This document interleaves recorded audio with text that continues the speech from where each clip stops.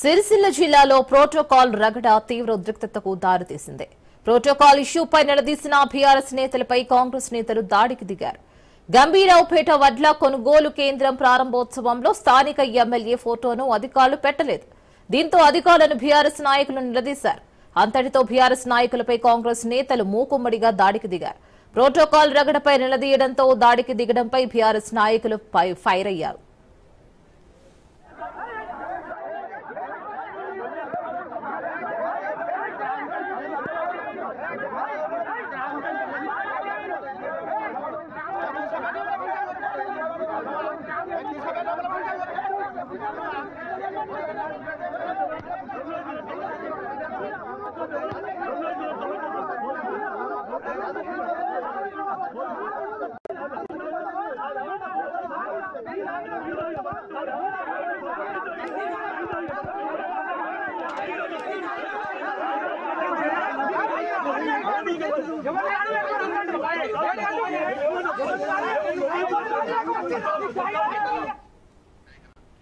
Protocol రగడ గురించి మరింత సమాచారం మా ప్రతినిధి కిషోర్ అందిస్తారు. కిషోర్, రాజన్న సిరిసిల్ల జిల్లాలో అధికార పార్టీ నాయకుల ఆగడాలు రోజు రోజుకు బిట్టుబడుతున్నాయని చెప్పవచ్చు. అయితే స్థానికంగా సిరిసిల్లలో ప్రస్తుతం టీఆర్ఎస్ సంబంధించిన వర్కింగ్ ప్రెసిడెంట్ కేటీఆర్ ఎమ్మెల్యేగా ఉన్నారు. అయితే స్థానికంగా కొన్ని చోట్ల వడ్డ కొనుగోలు కేంద్రాలు ఏర్పాటు చేశారు. అయితే వడ్డ కొనుగోలు కేంద్రాల్లో స్థానికంగా ఎమ్మెల్యే ఫోటో ఏర్పాటు చేయడం అది అనవాయితీగా వస్తుంది. దానికి సంబంధించి ప్రభుత్వ పరంగా ఎమ్మెల్యే ఫోటో ఏర్పాటు చేయకపోవడం, స్థానికంగా ఏర్పాటు చేసిన ఫ్లెక్సీలో అటు కాంగ్రెస్ ఫోటోలు ఉండడం, స్థానిక ఎమ్మెల్యే ఫోటో ఉండకపోవడం పట్ల టీఆర్ఎస్ నాయకులు ఆందోళన వ్యక్తం చేస్తున్నారు. దీనిపై స్థానికంగా ఉండే అధికారులను నిలదీసిన పరిస్థితి మాత్రం నెలకొంది. అయితే అక్కడ ప్రస్తుతానికి చూసినట్లయితే అక్కడ బీఆర్ఎస్ నాయకులపై, అక్కడే ఉన్న కాంగ్రెస్ నాయకులు బీఆర్ఎస్ నాయకులపై దాడికి యత్నించినట్టు కూడా తెలుస్తుంది.